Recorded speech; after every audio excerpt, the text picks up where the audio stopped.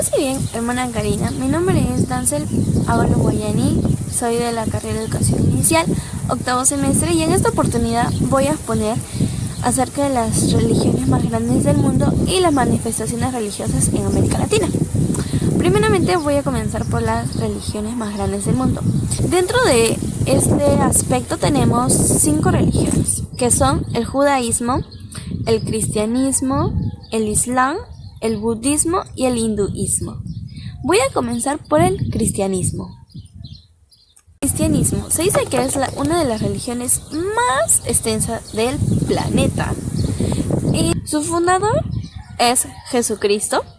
Tienen las creencias en la Santa Trinidad, que viene a ser Dios Padre, Jesucristo Hijo y el Espíritu Santo. También creen en la resurrección y en la vida eterna. Su escritura es la Biblia, y el lugar donde ellos hacen culto es la iglesia, donde van a escuchar la palabra, donde hacen ordenanzas como es el bautizo, confirmación, también donde reciben la Santa Eucaristía. Y las fiestas que celebran es Navidad y Semana Santa, y también depende de cada país que celebra algunos santos, como por ejemplo en el Perú se celebra el Señor de los Milagros en el mes de octubre, y a la Virgen de Guadalupe, que se celebra en México en diciembre.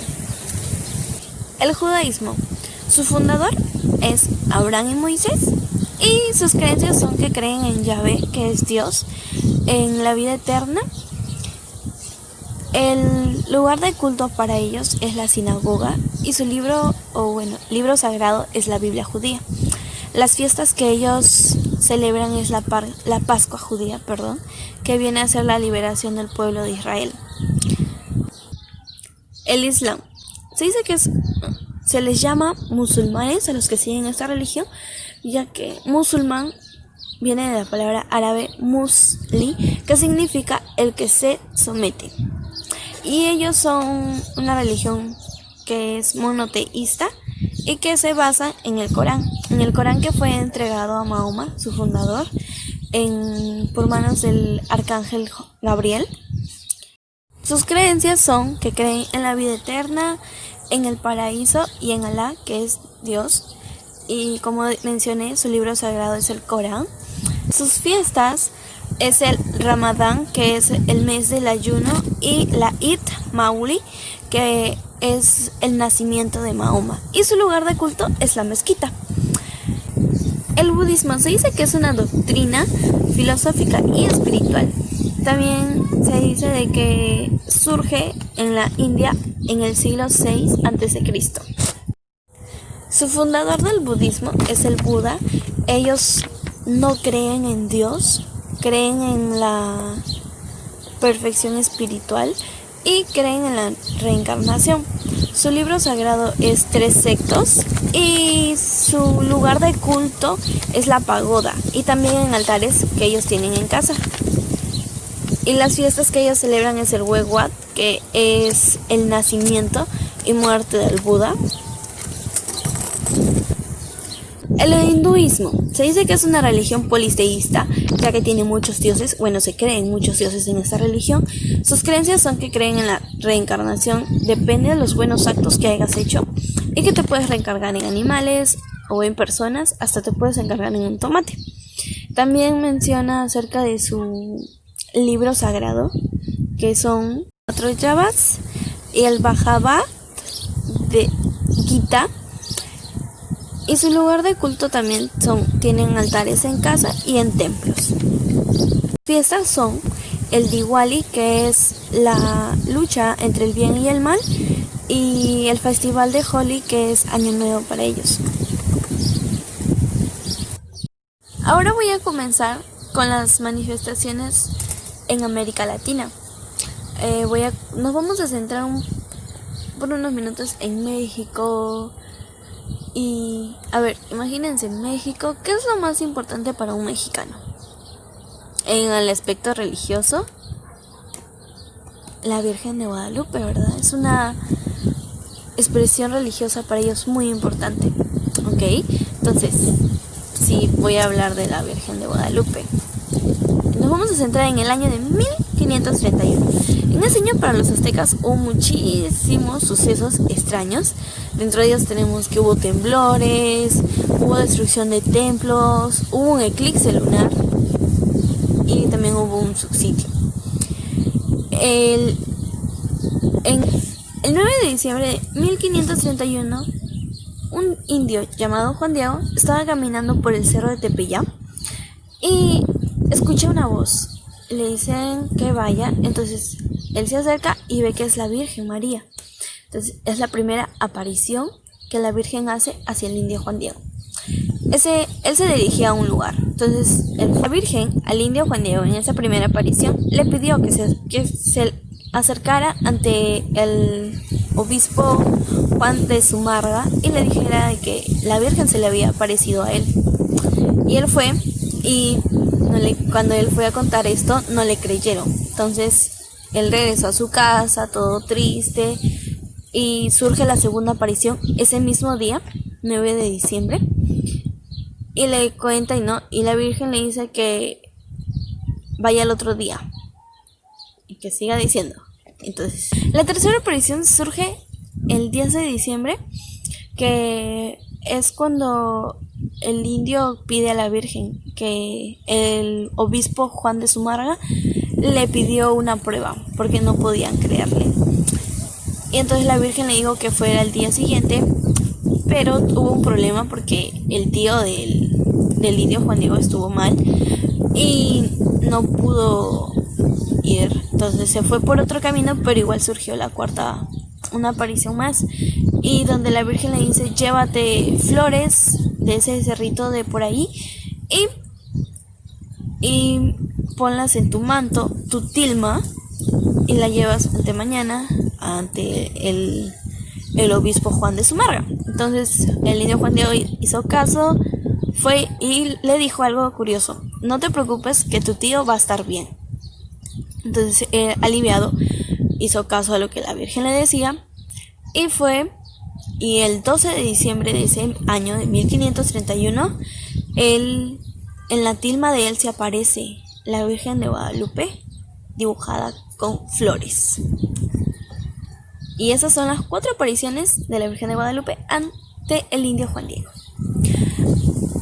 El nombre del indio Juan Diego, antes de ser bautizado por lo católico, se llamaba Cuatlatohuá.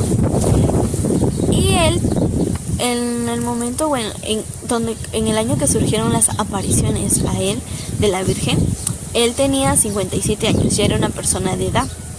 Y a él se le llama el que habla como águila, y se dice que él era muy cariñoso, ya que su forma de hablar con la Virgen era muy atenta, muy cariñosa, como si estuviera hablando con una niña, algo así. La azteca, vamos a conocer un poquito acerca de la mitología azteca. Se dice que en ese tiempo, solo voy a mencionarles 3 dioses. Uno que era Huitzilopochtli, que él era un dios carnívoro. Entonces, por ejemplo, si querían que el día siguiente saliera sol, sacrificaban a alguien y se lo entregaban a él como sacrificio para que al día siguiente hubiera sol, o para que haya cosecha del año, o para que no lloviera, o para que si lloviera y los cultivos crezcan. También su madre, Coatlicue, que su nombre significa serpiente. Recuerden ese dato ya, que significaba serpiente. Y si Huitzilopochtli era carnívoro, ella era lo peor, porque para ella sacrificaban a los fetos. O sea, mujer embarazada, sacaban a sus fetitos, les cortaban el cráneo y se los daban a la diosa Coatlicue como un collar, así era su sacrificio para ella. Y había un dios, Ometeotl, que él era un dios raro por sí mismo. Era rarísimo porque a él no hacían sacrificios ni nada, y él mencionaba que era un dios, o sea, por sí mismo. Él decía que era el dios de la vida, y era algo raro en ese tiempo para los aztecas. Bueno, y aquí hay algo curioso, porque cuando a la Virgen de Guadalupe, se le aparece el indio Juan Diego en el cerro de Tepeyac, la diosa Coatlicue, ¿se acuerdan? Que su nombre significaba serpiente, tenía un templo allí mismo.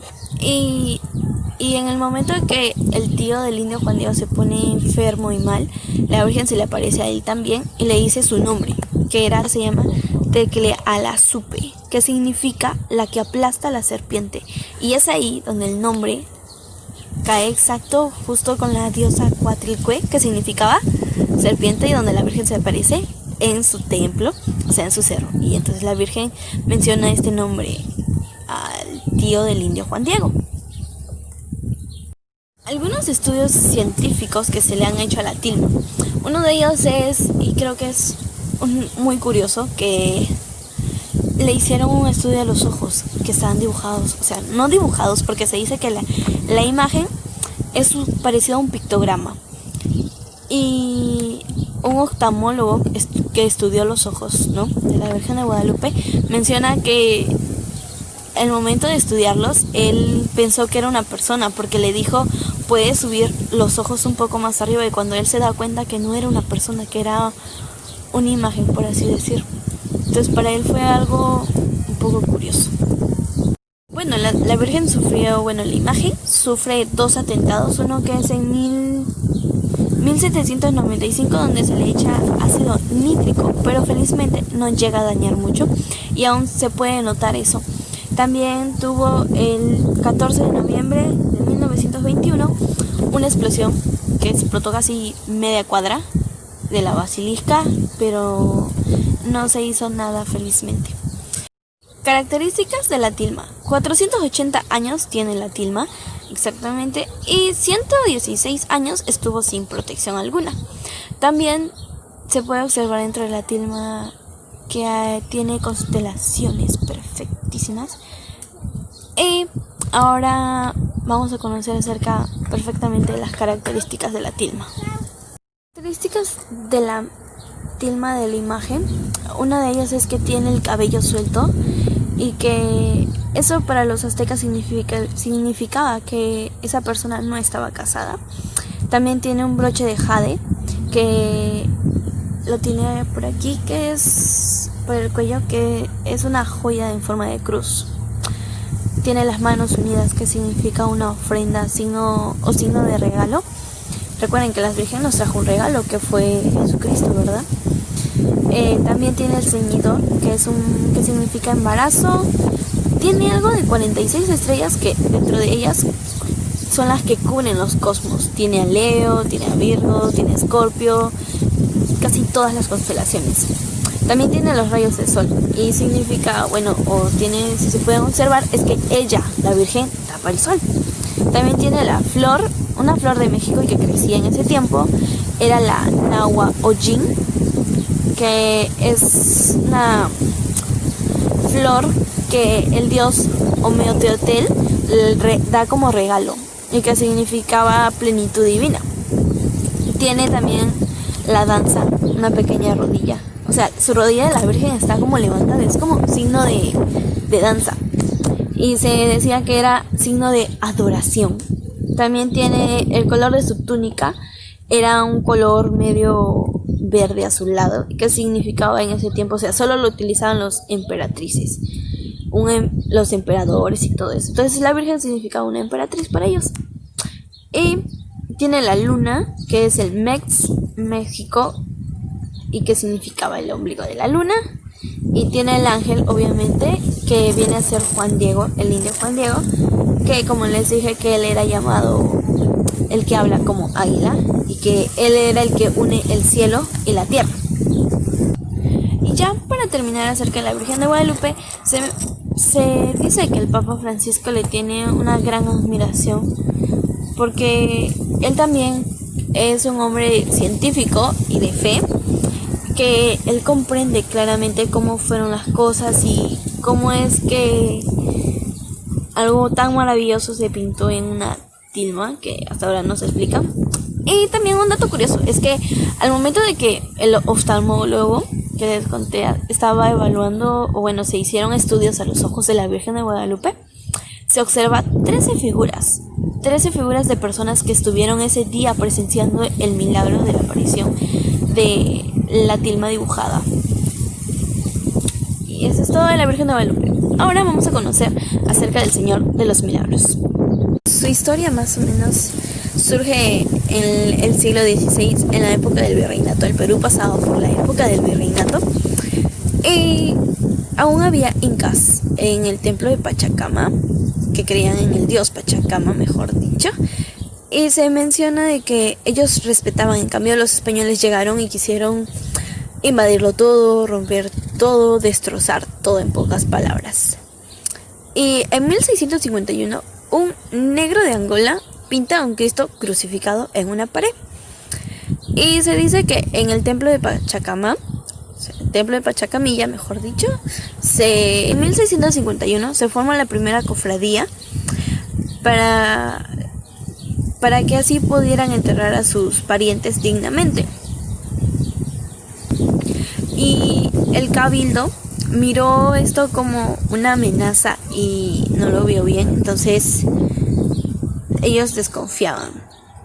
Y en ese año surge un gran terremoto fuertísimo que destruye casi media ciudad, pero no destruye lo que es la pared donde estaba pintada el Cristo crucificado. Entonces surge un milagro y todos se asombran, y el virrey conde de Lomos mandó a quitar la imagen, pero los que fueron no pudieron hacerlo. Entonces el virrey, tras observar los milagros, el virrey conde de Lemos manda a construir y a levantar una ermita alrededor de la imagen. Y ya la autoridad del arzobispado nombra como primer mayordomo a Juan de Quevedo y Zárate. Y bueno, la imagen tuvo 3 etapas en sí. La primera es el dibujo que pinta el negro de Angola. La segunda es que en 1671 se añade a la Virgen y a San Juan y a María Magdalena. Y en la tercera etapa es que se añade al Espíritu Santo y a Dios Padre, formándose así una trinidad vertical. En 1687 sale la primera copia que se le hace al Señor de los Milagros a su primera profesión. Y aparecen en su historia de 3 personajes. Una es Antonia Maldonado, que es la primera, la que la que se instala en el templo del Callao, y en el templo, mejor dicho, de Pachacamilla, perdón. Y ella es la que hace que se siga al Señor de los Milagros, que hagan ese, como lo hacía Santa Rosa de Lima, al sufrimiento, igualar al sufrimiento que tuvo Jesucristo al ser crucificado. También tenemos Josefa Pepa, era una señora que sufría de parálisis, y ella le pidió al Señor de los Milagros que pudiera ayudarla para que ella pudiera asistir a la procesión del Señor de los Milagros. Entonces ella se fue a acostar y en la noche recibió como una revelación, se podría decir, de una receta del famosísimo turrón de Pepa. Y desde ahí, entonces ella decidió hacerlo al día siguiente, y cuando terminaba la procesión, ella lo repartió con todas las personas que habían asistido a la procesión. Y desde ahí es la historia del turrón de Doña Pepa. Y bueno, en 1715 el Cabildo proclama al Señor de los Milagros como su protector. Y bueno, y en el siglo XVIII ya el Señor de los Milagros es conocido por casi todas las clases sociales. En 1766 se forman las primeras cuadrillas, de 20 cuadrillas de casi 210 hermanos cada cuadrilla. Y también se forman las ahumadoras junto con las cantoras que dedicaron caridad a Dios todo el tiempo, su tiempo brindado y ya. Y bueno, esto ha sido mi exposición, hermana Karina. Espero le haya gustado y gracias.